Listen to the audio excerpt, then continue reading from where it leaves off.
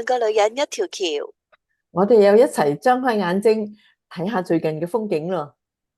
學考試今日有咩風景睇啊？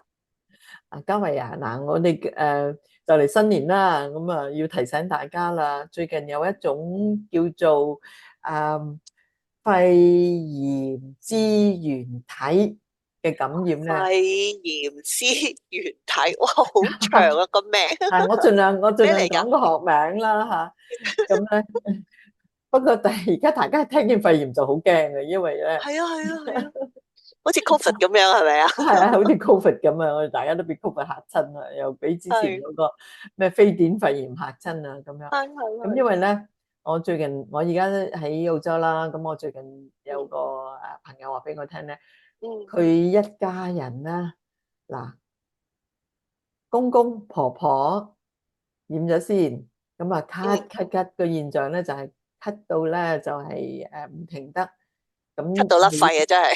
真係咳到甩肺。照肺嘅時候咧，就係好得人驚嘅，真係嗯嗯嗯，模糊，即係個肺片都係模糊嘅。花咗啊，係啊，好大咁要件事喎。用到好強嘅抗生素，嗯嗯嗯即係嗯，先至係可以鎮得住嗰種咳嘅。咁佢以鎮得為兩個住喎，即係未曾醫得好喎。係啊，未曾醫得好㗎，鎮住咗咋。咁點解嗯，咧？因為本來我約佢食飯㗎嘛，約佢兩夫婦食飯，係哎呀唔得，係。咳緊啊咁樣。嗯咁樣不過咧就咁樣講起啦。咁啊，點知到佢好翻噶，即係開始好翻啦啲啦，即係佢冇咁啊。我哋見面食咗飯啦，跟住佢話：哎呀死啦！嗯翻到屋企咧，原來咧阿孫女咧又感嗯染咗，嗯嗯又嗯嗯然後跟住咧個女婿又感染咗，全家咧你嗯諗下一個接一個咁感染。嗯嗯嗯嗯，咁就係呢隻病毒啦，係叫肺炎支原體感染。咁喺澳洲哇，咧，好犀利喎！佢哋咧就會即係做一啲化驗啦，咁樣咁就發現咗呢個，咁就要用到好強力嘅抗生素嘅。咁不過嗯嗯嗯好在咧就係誒就未至於好似沙士啊或者好似 Covid 咁樣啦，嗯嗯，咁就都係可以控制得住嘅。咁我以為係澳洲啦，我即係冇乜留意新聞啦。咁我跟住我就發呢個信息去香港俾我啲朋友咯。點知我係個舊同事話俾我聽，唉，我哋學校嘅即係我以前服務間學校嘅宿舍有5個宿生好犀同利喎！樣係患呢種即係呢個就係肺炎支原體嘅哇，五個感染，五喎，真係個啊，係真係啊。唔簡單啊！一間房有幾多人啊？一間即係我哋有50幾人，咁咪10%咯。哇，好犀利喎！個宿舍有10%嘅細路仔感係染。咁係，嗱，我相信咧，我唔知道點解啦。我相信即係我咁即係個別個人咁樣嘅私人嘅信息傳遞，都聽到咁多個案啊，咁多個 case 咧。嗯，我相信社會上面一定係唔止呢個數。咁其實後嚟咧，會唔會係嗯。係嚟點樣？後嚟我就查下資料啦，咁原來咧呢個肺炎支原體咧嘅感染咧，其實原來喺上幾個月咧已經喺內地啦，中國內地咧就係爆發噶啦。嗯嗯嗯哇！嗯咁啊，即係感染嘅人其實係唔少嘅。咁你諗下，嗯嗯嗯，中國內地、澳洲，原來香港，其實仲有嗯。好多地方可能未知嘅喎，係咪啊？係啊係啊，其實都好牽涉咧。其實每一個地方咧，佢嗰個發布消息咧，佢係嗰個時間性，即係如果係佢哋咧，即係如果係發布得好快啊，即係好第一手啊咁樣，就變咗咧就好似大家一齊去解決呢個問題。但係咧有陣時可能有一啲嘅地方，可能佢哋會保守啲，就會覺得啊，我哋自己處理咗先咁樣。咁啊一路處理嗰時，嗯。其實係會延慢咗。你覺唔覺得即係有時有呢啲嘅透明度咧，都幾影響到嗰個後果？係啊，真係呢個資訊要透明啦，特別係嗯對於病毒啊、病菌啊呢啲嘅嗯。嘅嘅傳染病啊呢啲咁樣，因為咧而家全球化啊嘛，你諗下幾多人搭飛機啊、搭火車啊、搭船啊，嗯即係互相交嗯交叉咁樣，咁所以一個地方有事咧，其實就係全個世界咧都會受到影響。咁呢個就係世界嘅大環境啦。咁但係咧，我哋作為我哋自己個人嘅家庭啊，或者家長咧，嗯又應嗯嗯，該有咩態度咧？我覺得要，我唔知啊，即係要起碼叫啲小朋友自己保護自己先啦，即係可能係戴口罩啊、洗手啊呢啲啦。咁大家真係遇到真係爆發咗嗰陣時，就真係盡快去求醫同埋定啲嚟咯。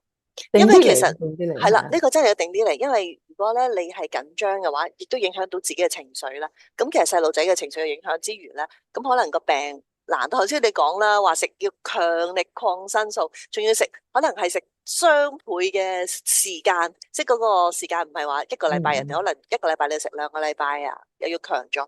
咁呢個其實都幾影響個身體咯。嗯，係啊，嗱，咁我真係覺得真係家長，我哋真係要定啲嚟咯。咁尤其大家咧，即係又有餘櫃嘅嘛，又有餘櫃噶嘛。哇！如果你話啱啱先至除低咗個口罩，你而家嗯，又要細路仔又戴翻口罩，哇！有啲咩？其實如果我哋太過緊張嗰個係反應咧，都係係，會影響心情嘅，影響細路仔嘅。同埋個咁康復咯。個康復嘅，咁所以好彩咧，而家呢只再讀一次嚇，肺炎之原體，係，似乎咧佢嗰個佢個雖然咧，如果就算你真係感染咗，都唔係未，即係除非身體好弱啦，或者係好細個小朋友啦，咁如果你係盡速去求醫啦，真係落藥啦、食藥啦，咁樣咧好好休息啦，咁嗰個復原嘅情況都係理想嘅，咁所以亦都真係要鎮靜咯。